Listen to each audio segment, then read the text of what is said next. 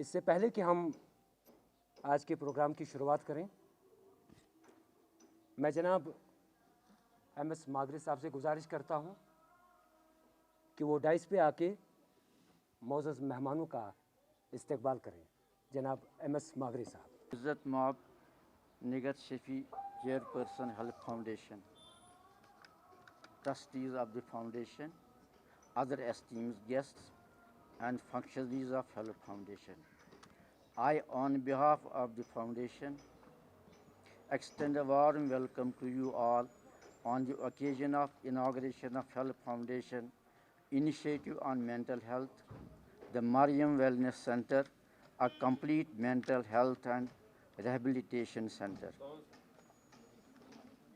When Health Foundation came into existence in 1997, mental health was one of our main concerns in addition to the problems of orphans, widows, and other calamities. Our first effort towards tackling of mental health problems was when we set up a mental health center especially for children and women. It proved to be a valuable experience to know about the dimensions of mental health problems. Physical illness affects one patient, but mental health is a social problem which gives rise to depression, desperation, drug addiction, social evils, conflicts in families, and the overall conflict in the society at large. The problem therefore needs a social and a bigger effort to tackle it with an emphasis on rehabilitation. Your august presence on this occasion is a source of encouragement, inspiration, and reassurance for us that we are not alone in this effort, and we look forward to enjoy your support on a continued basis as we have been receiving the support from administration and police in the past. Thank you. So first of all, I'll go with some of the statistics, suicide statistics in Kashmir. Suicide rate in Kashmir, which used to be 0.50% in 1995, raised to 2.2% in 2005 and to 2.5% in 2009. And according to the National Crime Records Bureau, 2009, after 2009, 2008, 2009, Kashmir witnessed a very sharp rise in the rates of suicide, and the data has indicated an increasing trend in the rates of suicide over time. The prevalence of suicide ideation in Kashmir was found to be 33.5% in a study that was conducted by Jong et al. In 2008. And in one of the studies that I had conducted, the rate of suicide ideation in a sample of 547 adults who were in the age group of 25 to 35 was found to be 18%. And Kashmir, being a Muslim populated state, such a high rate of suicide ideation is quite alarming. So it is an indication that there is a need to act. This issue warrants an attention. So I have some pie charts. Unfortunately, you cannot see them. So according to the distribution of suicide deaths by age in the J&K, in the age group of 30 to 44, 40% of the people have been found to commit suicide. And as per the males and females are concerned, males have been found to commit suicides more than women commit the suicides. Also, there is the distribution of suicide deaths by profession in J&K. Here, there is the percentage of the unemployed who are 23%, housewives 18%, and 11% of the private employees, government employees, contractuals, students, businessmen, and others. We have a common notion that people who are unemployed or who are housewives, they commit suicide, but this statistics is a witness to the fact that it's not only the unemployment, that can be the cause of suicide. Even the people who are in the jobs, be it government, be it private or any other job, they can also commit suicide. So suicide is a complex set of behaviors that exists on a continuum, that's from ideas, then action, and it involves an act of taking one's own life voluntarily and intentionally. So there is a process which starts with ideation, and from ideation a person commits attempt, and then there is completed suicide. So here we have a point to make, that suicide ideation makes the entry point into the process of suicide. But at the same time, we are having the findings which show that majority of the individuals who experience suicide ideation do not always attempt suicide. They do not attempt suicide. तो यहाँ पे देखने की ज़रूरत है that the people who have suicide ideation, they think of committing suicide, but they don't commit suicide. Why don't they commit the suicide? Then this is a very great question, that why individuals who experience suicide ideation do not always attempt suicide. Or we can say here, is suicide preventable? In the first question, we get the answer of the second question, that whether suicide is preventable or not. Because people who have the suicide ideation, they do not commit suicide. That means there is something that prevents them from going to the attempt from ideation. So yes, suicide is preventable, because there are protective factors that always mitigate the effects of risk factors that lead an individual to think about suicide. We have a suicide model that has been adapted from Schaeffer. The model says that a disorder, a stressful event, or a mood change, either independently or these factors collectively, may cause ideation to occur. But there can be two things. If a person is having suicide ideation, if there is facilitation, or if this suicide ideation goes unattended, there can be definitely a person can go for suicide. But if there is the inhibition, that is the prevention, either by giving no access to the methods, by not accepting the idea of the suicide, or by giving the person who is feeling suicide, by giving him the support and treatment. So we can inhibit it, we can prevent suicide. This model is a witness to the fact.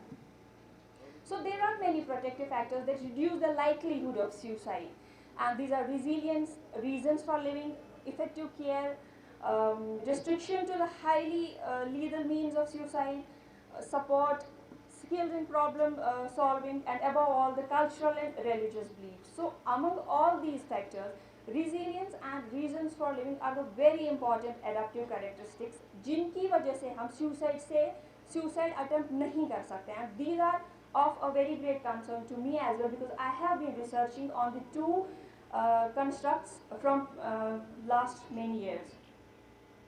And while I was conducting a study, it was in 2012, I came up with a model of intervention. That is, if a person is having suicide ideation, he can appraise it as negatively, and that can make him to ideate about suicide.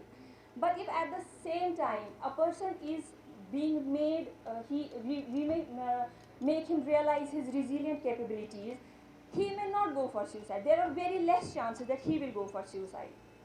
And at the same time, if he is if we can make him realize that you have certain reasons for living to which you can cling, क्योंकि एक reason for living ऐसा हो सकता है, a single thread can suffice. If you can give a person a single reason to live, around that or on that, the whole rich tapestry of meaning can be woven. So even if a person has a suicide ideation, these two factors will always prevent him from from ideation to suicide attempt. So there are certain basic steps for intervention. That is, the first one is show your care. Ask the person about suicide and get help and give help.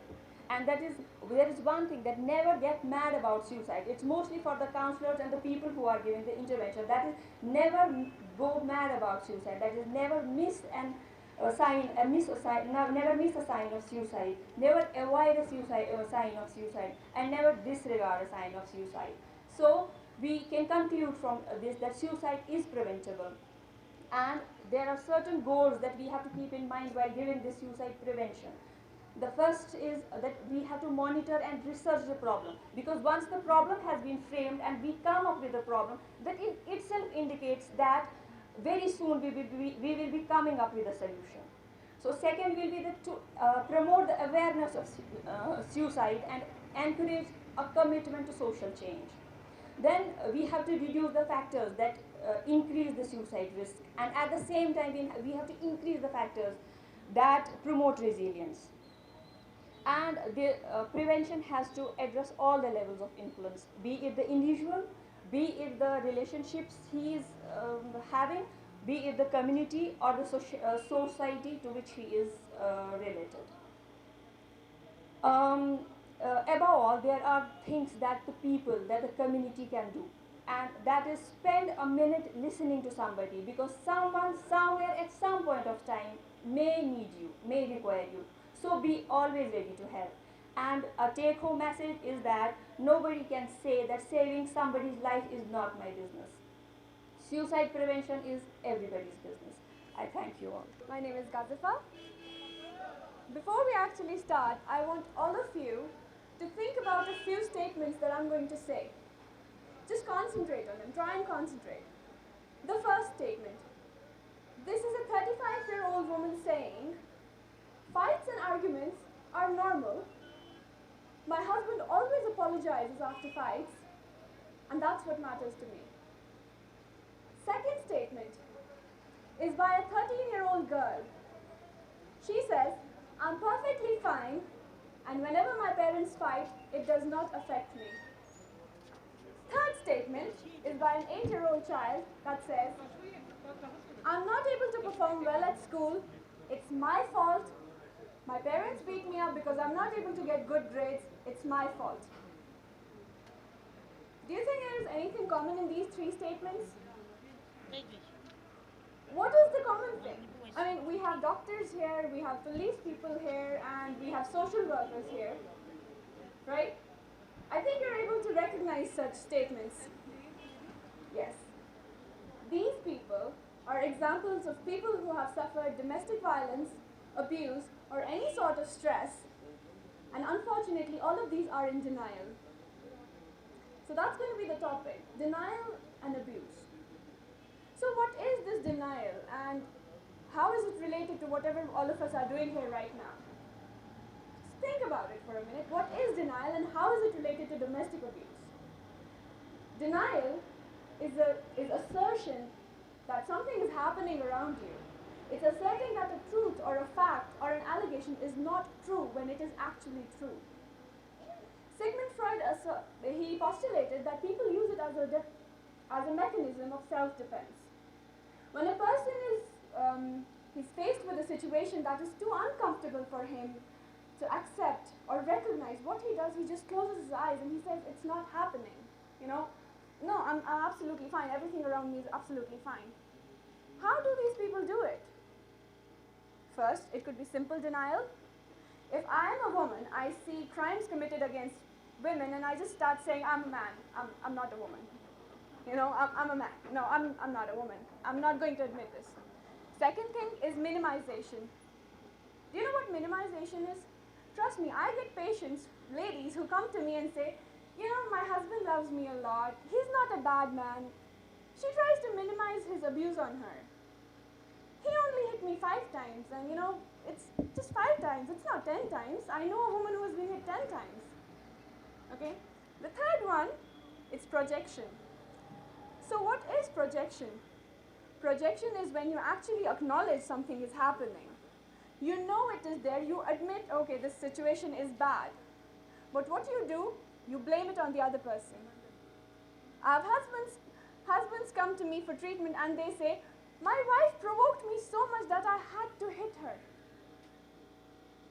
I had to hit her. I want all of you to think about it. My wife provoked me so much that I had to hit her. Why do people act like this? What makes them do this? What causes this behavior? denial. Does abuse make them do this? Does abuse in society make them do this? Does abuse at home make them do this? Yes. Abuse makes them do this. So coming to abuse, I'd like to define abuse. I mean, we all of us know what abuse is.